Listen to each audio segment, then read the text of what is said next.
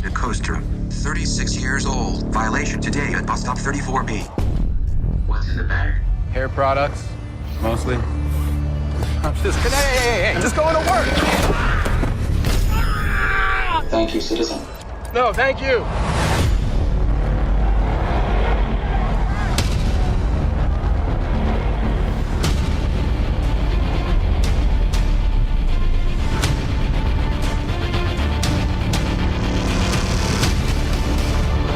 Welcome. Ah, hello, madam.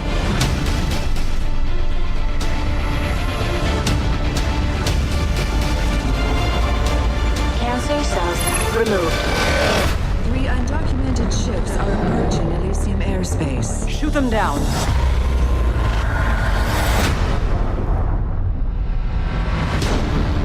You still stealing cars? No, since I got out, I've been trying to live a normal life. Used to be a legend, and now what? Goes to 34!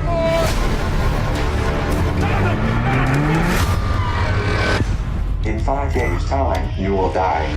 They can fix it on Elysium, man. Max, I think I can help get you up there. Hey, bring down the boom saw! This ain't gonna kill me.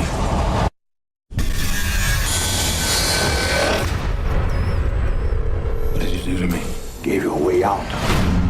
Whoever has this has the power to override their whole system. She's very sick, Max. We need to get her up there.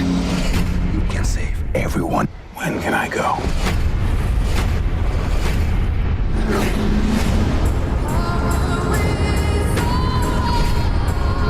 Activate Kruger.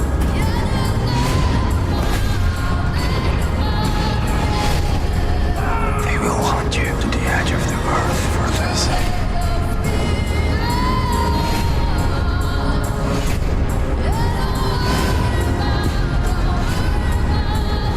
Follow me. Stay close. You have no idea what you're doing.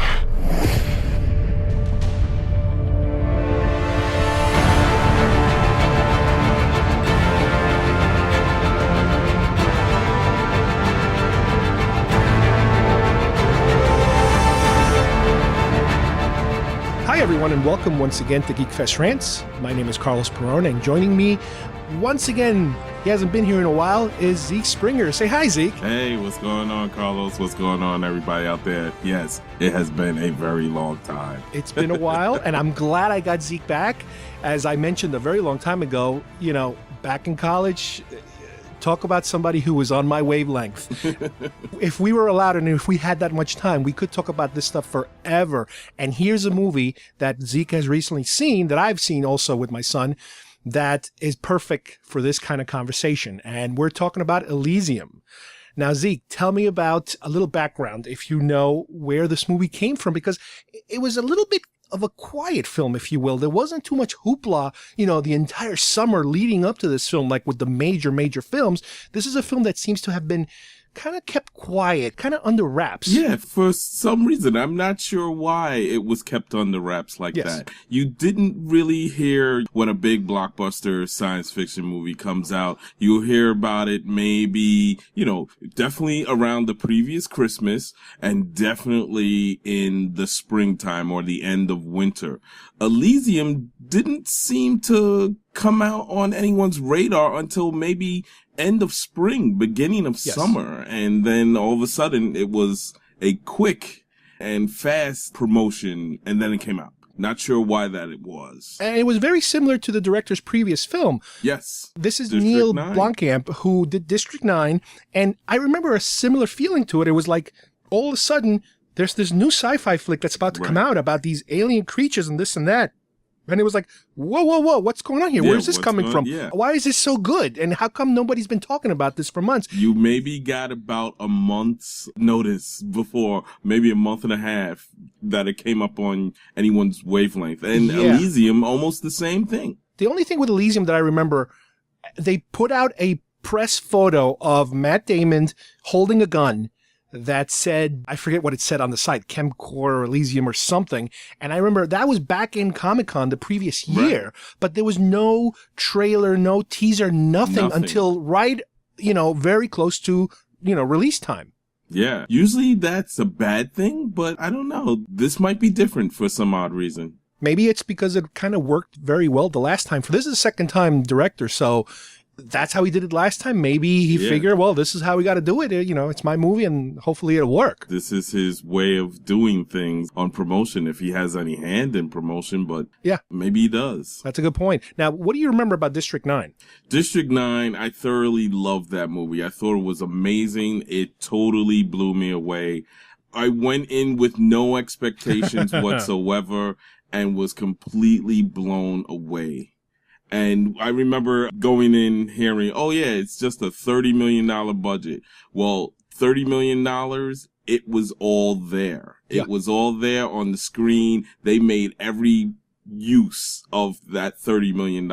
And it was definitely on the level of other big time blockbuster science fiction films, and did it a lot better than many. It did, I remember, had a feel of being like an independent film almost. Yes. There were no real big stars. No, at all. The star of the film was an actor who's in this film named Charlton Copley. Charlotte Copley. I believe he's South African? Yes, he is. Both Blomkamp and Copley are South African. And you know, this is an actor that's been showing up a little bit more and more, and I wish they would use him more everywhere because I love this actor. He's such a, I mean, in this one, he's such a nasty, mean person. The other one was kind of like a, you know, kind of felt sorry for him, kind of like a comic relief type of character at times. He's sort of like, in District 9, Copley's sort of like a goofy everyman, and I'm finding that Blomkamp kind of likes that in his films, whereas Matt Damon, though not goofy like Copley was in District 9. No. He is an everyman type. Right. The only other thing I remember seeing him at was the A-Team, the remake of the A-Team, which is complete goofball. Which, by the way, he politicked to get into the A-Team. Wow. Because apparently Charlton Copley is the biggest A-Team fan in the world, according to him. That's great. And his favorite character is B.A. And he even went one Halloween as B.A.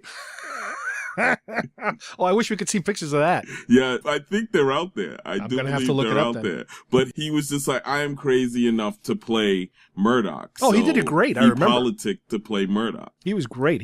Oh, he's great. Now, I am noticing, obviously, with District 9, the movie definitely it was a message movie. Obviously, It was super thick sci-fi, but there was an underlying message. You know, in this particular one, it was the apartheid message. Yes, it was still dealing with apartheid. With the leftover of the South African issues and this and that. And it worked, I think, perfectly in that film, because with sci-fi, you do have that luxury of being able to wrap just about any social issue, any message you want to do. It's kind of like you're wrapping it in sugar and you're letting the person digest it, and they don't understand what they're taking, and it feels good, and then all of a sudden they get a message. This movie was a little different. Now, let's go a little bit over, if you remember, what is the main summary plot of the film? Well, the main plot of the film, it deals with Matt Damon's character. His name is Max DaCosta.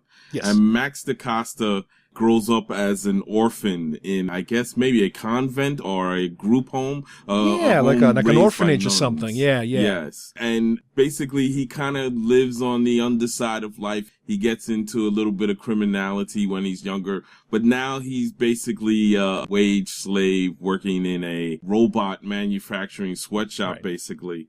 And he always has dreams of living on the satellite station of Elysium, which is where the rich and powerful live. And while basically the Earth has been ravaged by, I guess, war and environmental problems and global warming and all of that, and overpopulation, and he's forced to live on an Earth that is just not completely ravaged, but basically society is kind of like fallen. Now, he's apparently back from what probably is prison, and he's trying to kind of live a straight life. He's trying to kind of distance himself from the past, and, you know, do his job and mind his own business. You know, he's still friendly with some of the people he knew in the past, but he definitely wants to distance himself from it. Exactly. He figures that, you know, maybe one day he can make enough money and maybe find a better life and live a better life if he stays on the straight and narrow for now. Right. Now tell us what happens at the factory that he manufactures robots. He's like a assembly line worker. Yeah, he works the line at this robot factory. And of course, the robot factory obviously cuts corners, and the workers are basically beaten down by management. And there's that theme there, you know, labor versus the corporations. And basically the robots, I guess they get kind of like cooked and irradiated in a chamber to power them, I guess. And he accidentally gets trapped in one of these irradiation chambers. Right. And as a result, he's poisoned basically by the radiation. And the company basically says, well, you know, too bad. Here's a couple of pills to kind of numb off the pain. And by the way, you'll be dead in about 5 days. Yes. And there's nothing we can do about it. It's like, thanks for your service. So he's screwed. He's completely screwed. And while all this is happening, you know, he somehow meets up once again with this girl he used to know when he was very young. Yes. And he's trying to talk to her, and he's trying to kind of flirt with her and see if he can kind of reconnect with her. Right. And also, while this is all happening, we also get to meet some of the people living in this other space station. Yes. And we meet the Jodie Foster character. Yes, Jodie Foster plays a character by the name of Delacourt Rhodes. And Delacourt Rhodes is the Secretary of Defense for Elysium. Right. And you get the feeling that, once again, she has a lot of power, and she's used to ordering a lot of things, not officially, like through quiet underground channels that the official government that is running things in Elysium don't exactly approve of. Yeah, approve of, but they turn a blind eye to because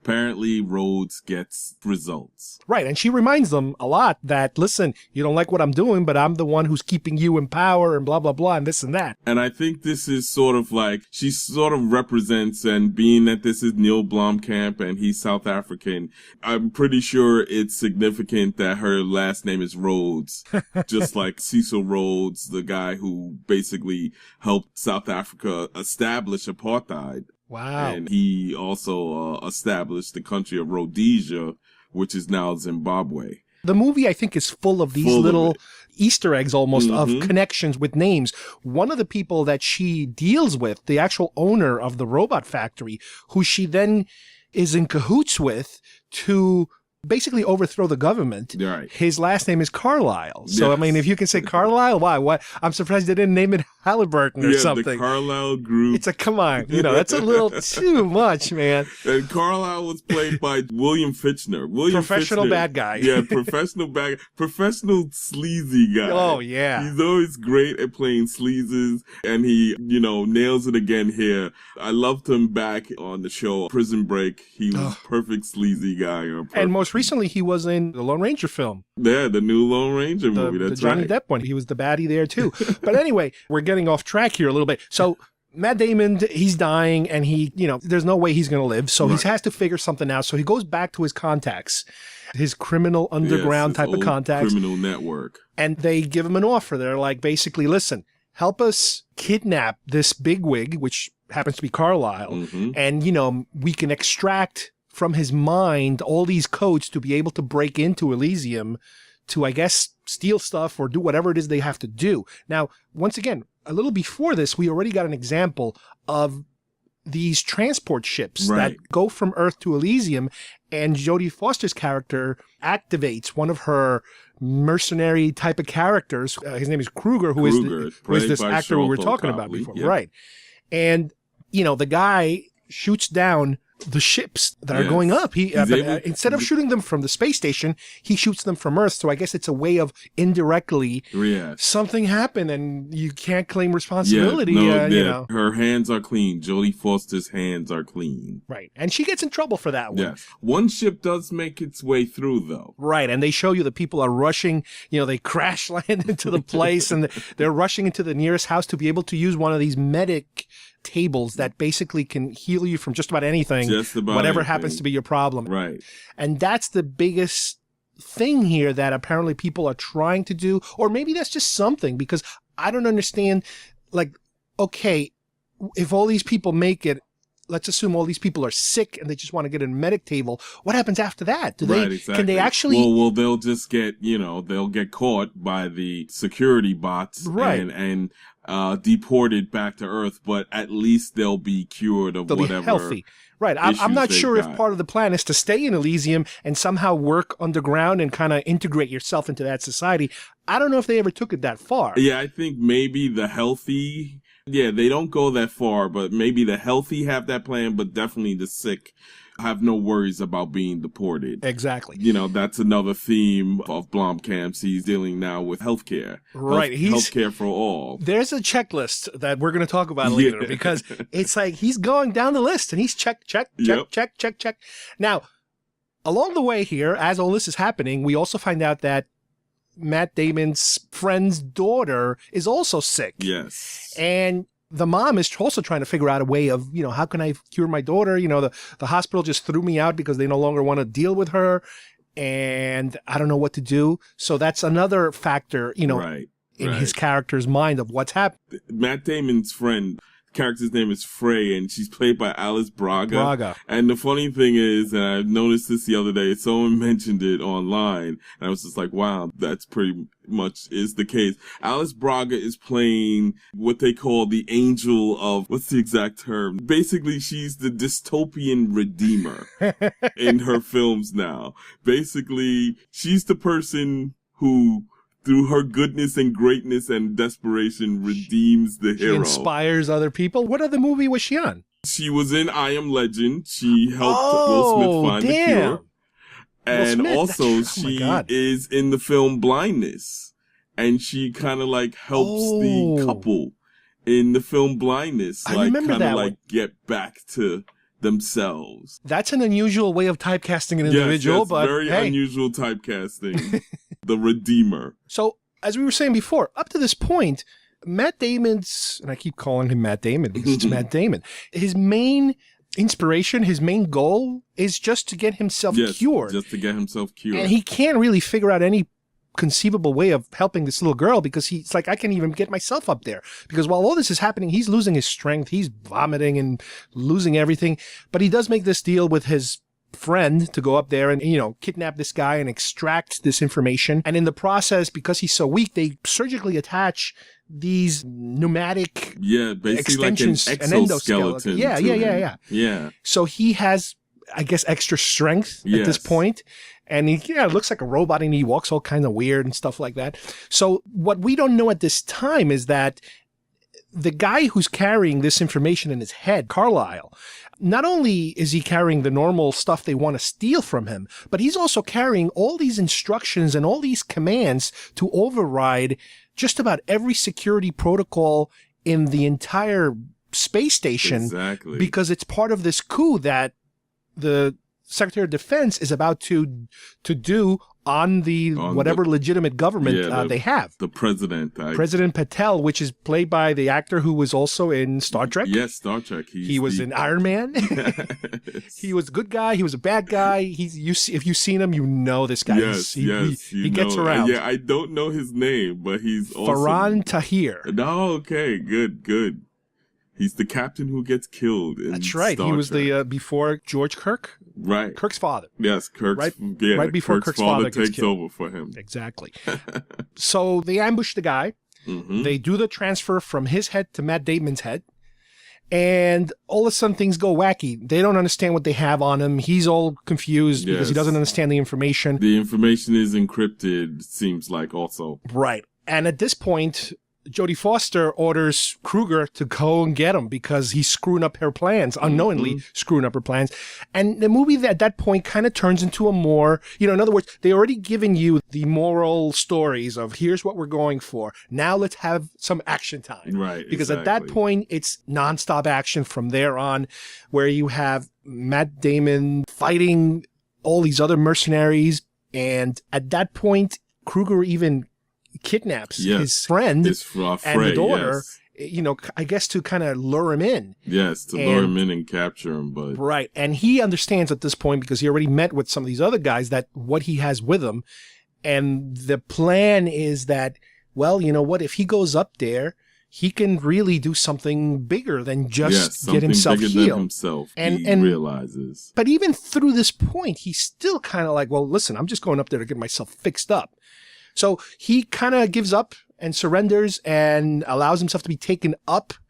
Okay, I'm going to give up. You guys can do whatever you want with me, blah, blah, blah. And he doesn't realize that his friend is in there now. So he can't really go too crazy because he's afraid of what they might do to her. So while he's being held up there and they're going to extract this information from his head, knowing fully well they're going to kill him in the process, all hell breaks loose because on one hand, Jodie Foster starts the coup. She starts killing a lot of the cabinet members, I guess, and the president is running around trying to hide, and Kruger is just losing his mind. Kruger gets injured in the process of bringing him up into the space station. They actually blow his face up with a grenade. Yes, that was a great and then special effect there. I know, I was like, ugh. And then they bring him into one of these med pods where they kind of regraph his face back on, which is really weird. And in the process, making him even nuttier than he already was, completely nuts. And the guy turns on Jodie Foster. He's like, screw this. I'm the one who's going to be president now. I'm going to be in charge of everything. I'm going to take this data from Matt Damon. So, again, to make a long story even longer, Matt Damon at the end rescues everybody. They are able to open up, I guess whatever codes there are to the basically security codes. Yeah, basically to turn every citizen into somebody who's allowed to be in Elysium. Right. So basically it turns everyone into a citizen. Right. Which I guess whatever security, whatever defenses, they kind of all shut down because they are accepting everybody to come in, which it's a little like, oh, wow, that was pretty quick how everything just, you flick a switch and everybody's cool now. Obviously, he dies in the process. The little girl lives, she gets to get her, he sacrifices her healing. And the thief, the crime lord, the guy he was working for, Spider, becomes kind of like a revolutionary type of character at that point. He's more, he's not just concerned about making a profit. Now he wants everybody there or something like that. But like I said before, you got your messages early. You knew what he was going for. And then it was action time. And I'm a little conflicted with this film. And you tell me first, Zeke, how did you feel about it in terms of the presentation or how they assembled the message versus the action, compared to other films, let's say, for example? I mean, overall, I liked it. I think it tried to be a little too lofty in its themes. I felt that maybe it should have streamlined itself in themes. There were so many themes that Blomkamp wanted to touch on. It was just like, okay, it's healthcare for all. Okay, it's the 1% versus 99%. That's what I'm going to go over. Let's go over the list. There's obviously the healthcare thing. Yes. There's the immigration thing. Immigration. The defense contractors working for subparts of the government just for the sake of making money. There's the dealing with questionable individuals who do your bidding and they eventually turn on you, your typical Bin Laden scenario. Yeah, the Bin Laden works for us. Oh, wait a minute, Bin Laden. Right. It's like he's our friend because he helps us and then he turns on us. Okay, got it. Check that off on the list. There's the evil corporations who don't care about the employees and they keep dying and whatever. Next, get me another employee. That's a lot of messages you're trying to send. Now, don't get me wrong. If you know me, and I think I know you, I'm cool with those messages. Yeah. Oh, yeah, definitely. But maybe two. I'm not so, conflicted with the amount of messages. I just think that it was such a clear, like, okay, everybody, stop everything. Yes, here's what we're doing. Here are my messages. In his previous film, I think he was able to, I don't know, there was a message, but because it was wrapped in that science fiction candy that I talked about earlier, and believe me, this movie it's heavy sci-fi. I mean, it looks beautiful. The effects are great. The action is incredible, but I don't know, maybe it's because there were too many and they were too directly beating you over the head with this. I want to go just a little bit less than Blomkamp beating us over the head with it. Whatever that is, this is it was like a little bit less. Yeah, I mean, this is kind of like Oliver Stone, Michael Moore territory we're dealing with here in terms of, I'm cool with it, but come on, you got to tone it down a little bit because at some point it stops being an entertaining movie and becomes a political speech. It's like, okay, I get it, but dude, you got to calm down a little bit. Yes, because for some reason it worked in District 9. You knew it was about apartheid. It was an allegory for apartheid, but for some reason it wasn't beaten over your head. No, it didn't feel that way. It didn't feel that way. But it was there, and you obviously, again, I can't really theorize why he decided to beat us over the head with it. I mean, you can't assume that your audience are idiots. I mean, you figure your standard, movie watching individual can kind of pick the moral message here and there. Right. I remember there was a similar backlash. I remember a long time ago when WALL-E came out that everybody was in love with WALL-E, but then towards the end, it was like, oh boy, it's the environmental theme. Oh, yes. It's the environmental theme. It's environmental theme. I said, okay, well, yeah, it is the environmental theme, but here. It was very subtle, I felt. It was very subtle, but here it's in your face. Yes. And I remember I was watching the movie and I was seeing it with my son, but I also had somebody else with me who I know this person was very on the opposite side of the fence when it comes to these sort of things. And I was feeling really uncomfortable. Like, I'm like, oh no, oh God, no, oh my God, no. So it was like, damn it. Why did it have to be this film? But I cannot say I didn't like it because it was just such a fun, it's a sci-fi film. It's a good sci-fi film. It just goes a little over the top. Yeah, it's solid. I mean, I've got some issues with it. And then, there's some flaws here and there.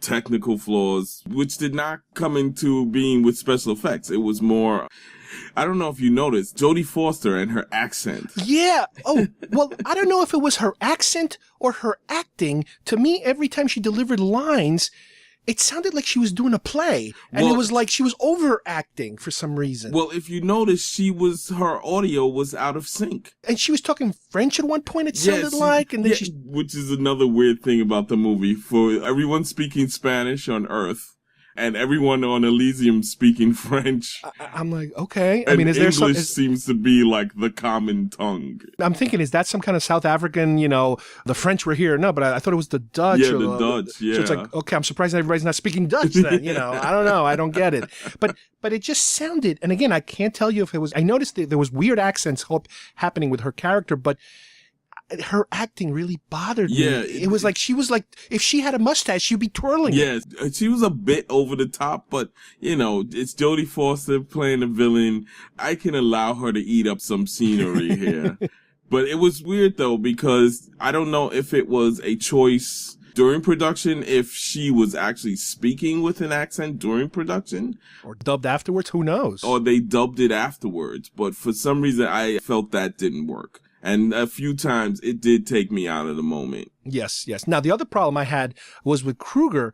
He has a very thick South African Afrikaner accent. My problem was that I wish they would have put subtitles on him because I couldn't understand half the things. Now, I love the character and I love the actor. And I, in a way, I wish there was more of him. And I know he was saying some pretty crazy stuff, but I couldn't follow it half the time. You couldn't really follow him. It's like if they would have given you a little bit more, I mean, he can tone down the accent. I guess this is his real thick accent. No, his accent in real life isn't that thick. Oh, okay, so he overdid it. He definitely put it on. I work with a South African guy, and he himself can put it on thicker on command. Well, I know that he can fake an American accent pretty well because he did it. Yeah, actually really But good. Here I was having a little trouble understanding what he was saying. The other issue I had also was, like I said before, the character of the criminal lord, the guy how does that guy go from being a criminal lord and then all of a sudden he's a freedom fighter? Yeah, he's a freedom fighter. There was no range. I mean, I didn't believe that. Where did the change happen with this guy? And if you notice, he looked a little bit like Che Guevara. Yeah, they should have given him the little hat, It's like, come on, dude. It's like, you haven't hit me over the head enough. You got to hit me again. And this has happened once before. I remember my friend Steve and we did a review of Pacific Rim. And we kept talking about, this was bad, and they did this wrong. They should have done this. And it's like, but wait a minute, but we love this movie. Yeah, we love but this why movie. are we picking at it so much? We're tearing it apart, but don't get us wrong, we loved it. Yeah, and this is kind of like that. I enjoyed it, but it's it's got issues. It's got issues. You're right. You're right. You know what? As far as I'm concerned, I can't wait to see what he does next. Yeah. I really hope he doesn't. I mean, I don't mind him going political, but I hope the next time around, if he does go political, he just tone it down, take it down a few notches, focus on maybe one or two things. Don't take every little thing that bothers you and try to cram it into one movie, because what happens is that, like I said, I mean, don't get me wrong. Some people look at movies and they're like, okay, wait, hold on. Let me see. What's the message? No, not interested. Yeah. This doesn't jive with my politics. I don't want to see this movie. But if you're trying to convert people, you know, if you're trying to see people look at things in a different view, you got to be a little more diplomatic about it. Yeah, a little more diplomatic, a little more subtle. A teaspoon of sugar makes the medicine go down. Oh, man. Any other things that I missed? There's one little quirky thing. The movie takes place in 2154. Yes. And one other movie takes place in 2154. Uh-oh. Apparently that's going to be a really busy year. Uh-oh. Which one? What? Avatar takes place in 2154. So there's a conspiracy here going on. Yeah, something's going on. Maybe the Elysium is part of the same company. The Metpods could be those things that the Avatar goes into. In the Avatar, right? Oh, exactly. Man. Oh, boy. Here we go. Now we got to start researching this now, if there's any connection. Oh, man. This is like Prometheus came out, and on the internet, there was some reference to Blade Runner in Prometheus, and it's like, oh, crap. Yeah, oh, like, my God. He's trying to tell us something. Oh, my God. Oh, well. In conclusion, I'd like to say that we both like this movie. Yes. We had problems with certain things, but overall, we definitely recommend it. Oh, yeah, highly, highly. I do. If you like sci-fi, this is up your alley. Sure, they beat you over the head with a little bit of, themes, lofty themes, but, we're adults. We know that some sci-fi will do that sometimes, but it's still enjoyable. Action-wise, special effects amazing. The acting is solid. Matt Damon is his typically solid acting self, so you should basically like it, I would think. You know, the way I see it is like this. And it's funny because recently I started watching the Rambo films with my son. Right. And you know what? Especially when you're dealing with like Rambo First Blood Part 2, Rambo 3, if you can separate the politics from the movie, which is, it's not that easy, but it's like you can have a good time watching a nice action film. Definitely. And yes, there's a message that some people will grab onto and say, yes, this is what it's all about. This is how we should handle ourselves. And it's like, yeah, but no, this is a movie, dude. Enjoy the fun. It's a fun ride, but that's it. And here, I would say the same thing. If you want to have this movie reach a bigger audience, if you want people from kind of both sides of the fence, enjoy it for the action and enjoy it for the sci-fi spectacle of it. You don't have to agree with the message, but it's a fun film. Yeah, definitely. Very fun film. Even Jodie Foster, hamming it up didn't bother me. I'm like, it's Jodie Foster. She can do that from time to time. Yeah. And it wasn't even ridiculous. Jodie is good. Again, I had a good time. Yes. Well, Zeke, I want to thank you for joining me, and I hope I get to listen to you again. Yes. Let us not let it be a long time in between. Now that we've almost perfected the method of how this Frankenstein operation gets done. I like it. Works for me. So on behalf of everybody, I'd like to thank you guys for joining us. And once again, thanking Zeke. And we'll see you here next time on Geekfest Rants. Bye-bye, everybody. Bye-bye, everybody.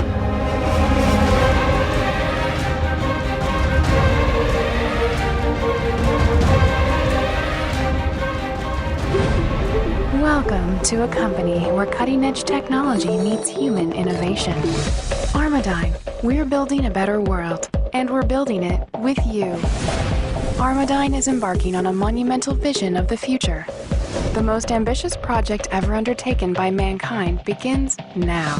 Currently, we're seeking experienced individuals in the following fields: zero-G welders, megastructure engineers, quantum networkers, experts in zero-G coupling, and multi-generational planning. If you see yourself in our future, take the first step and apply today. Armadyne, taking mankind into the future. Visit armadyne.net for more information. Expected project completion spring of 2097. Stop.